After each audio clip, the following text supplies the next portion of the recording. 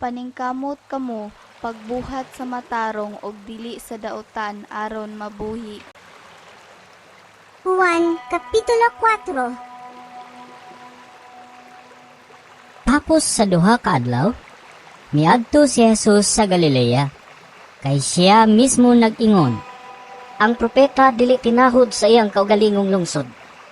Sa pag-abot niya sa Galilea, gidawat siya sa mga Galileanhon, kay sila miadto man sa Jerusalem sa kasaulugan sa pagsaylo, ug nakakita sa tanan nga iyang gibuhat didto. Busa, mibalik si Jesus sa Kana sa Galilea, diin ang tubig iyang gihimong bino. Ug didto may usa ka opisyal sa kagamhanan nga may anak na lalaki nga nasakit didto sa Capernaum. Sa pagkadungog niya nga si Jesus miabot sa Galilea, miadto siya kang Jesus og mihangyo kaniya nga moadto siya sa Capernaum aron ayuhon ang iyang anak nga himalatyon. Si Jesus miingon kaniya, wala gayud kaninyo mutuo kanako, gawas kun makakita kamog mga milagro. Ang opisyal mitubag, Sir, kuyog na intawon kanako, sa dili pa mamatay ang akong anak. Si Jesus mitubag kaniya, lakaw na, kay ang imong anak naayo na.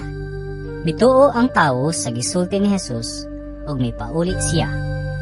Samtang nagpadulong siya sa iyang balay, nitagbo siya sa iyang mga sulugoon ug gibalitaan nga naayo na ang iyang anak. Unya iya silang gipangutana unsang orasan naayo ang iyang anak.